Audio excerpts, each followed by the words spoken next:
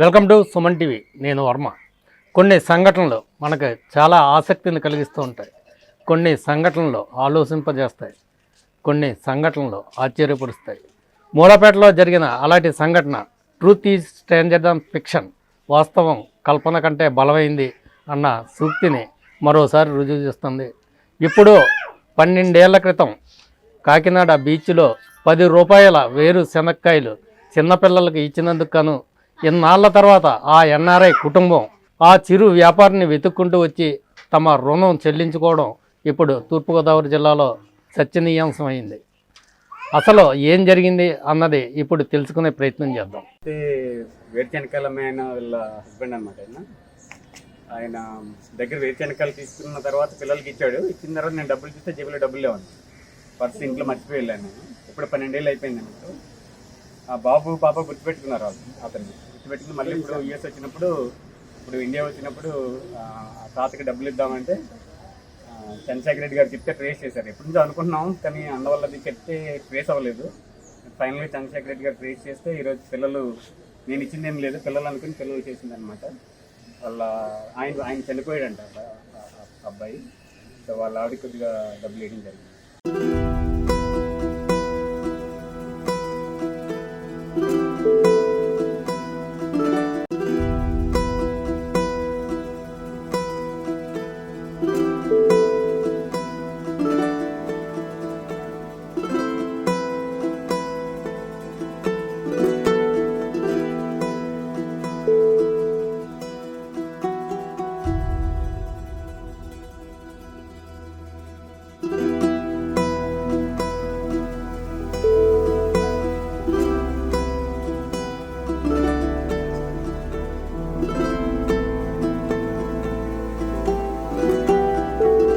మనం తినే ప్రతి గింజ మీద మన పేరు రాసి ఉంటుందంటారు. అలాగే మనకు దక్కాల్సిన ప్రతి రూపాయి మీద మన పేరు రాసి ఉండే ఉంటుంది.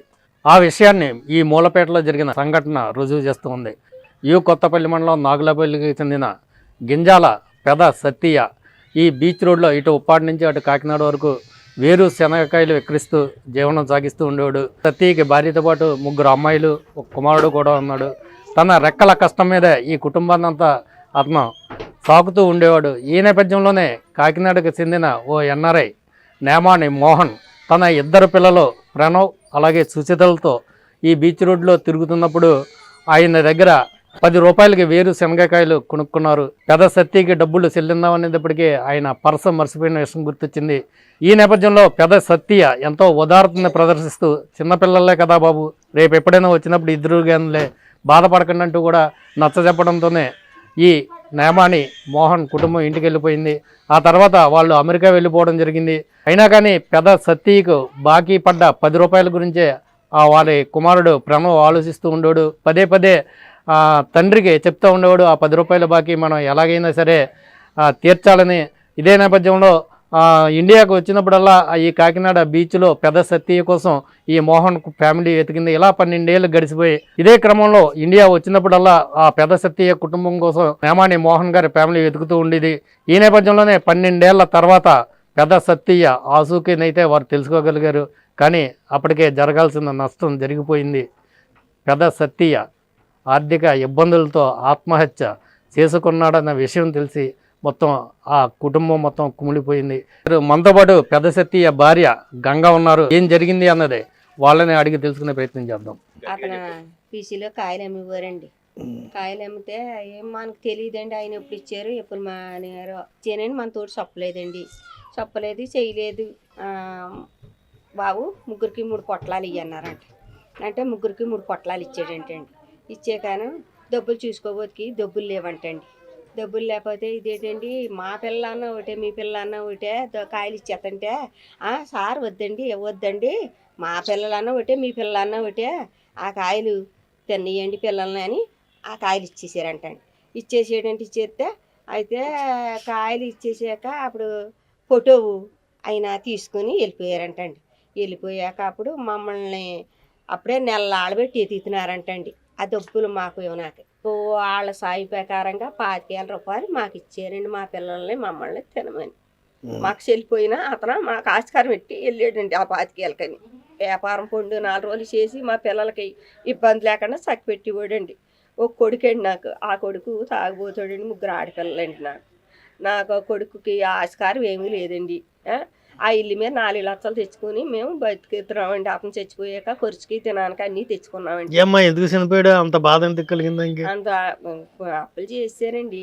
మరి పిల్లల పెళ్ళిళ్ళు అంటే చేశారు కదా, నలుగురు 4 బాధలు పెడతారు కదా, కట్టాలంటే కట్టాలన్నట్టుగాను.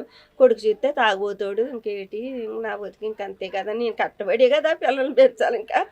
ఇంక నా బతుకు ఇంకెంతే కదా అని ఇంకా ఆయనకి ఏం బాధ కలిగిందో చేసుకున్నాడు. ఇంకా అంతేని అయాలు మేము పల్లె పోయామండి.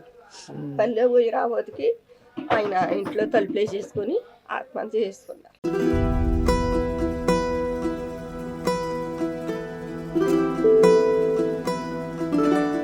కొడుకు 2 ఆడపిల్లలు, ఒక మగ పిల్లోడు అన్నా లేడండి. ఆ కొడుకు చూస్తే తిరం కరం లేదండి.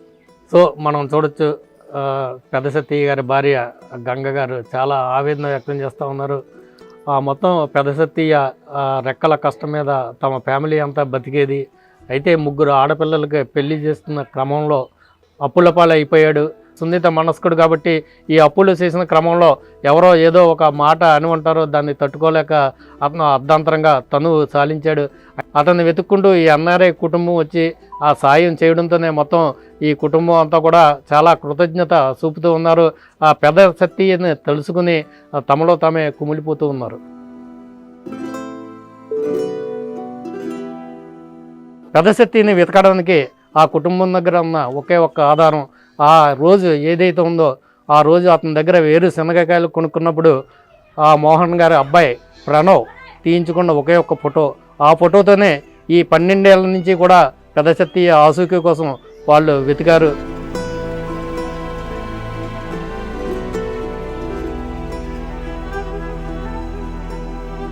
పన్నెండేళ్లుగా తాము 10 రూపాయలు బాకీ పడ్డ పెద్ద సత్తయ్య ఆసూకి కోసం NRI మోహన్ కుటుంబం రకరకాలుగా ప్రయత్నించారు.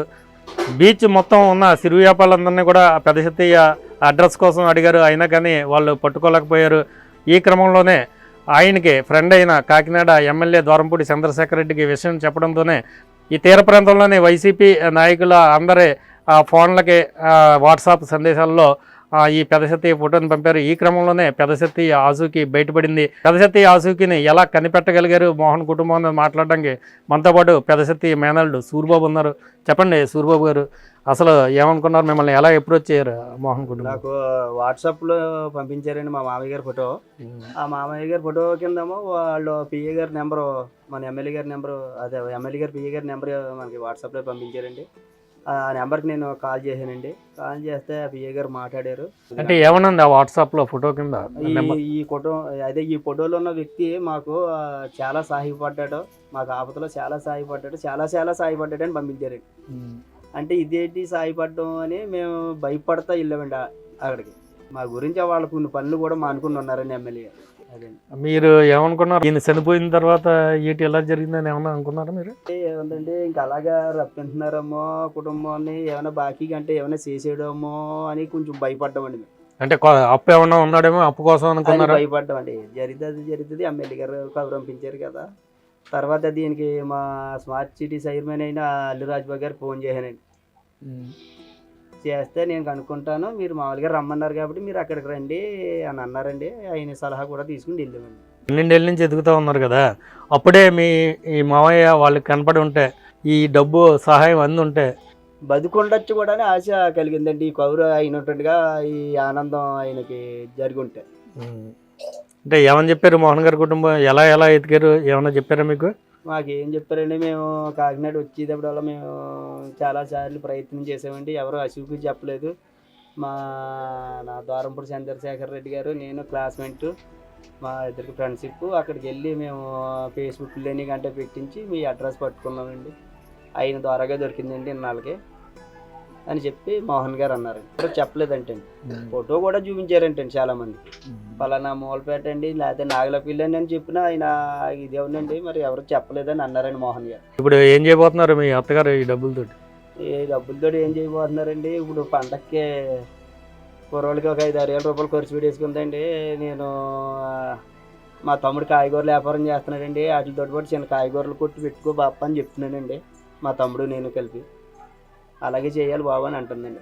సో ఇది ఇక్కడ ఫ్యామిలీ అంతా ఒకటే ఫీల్ అవుతూ ఉన్నారు.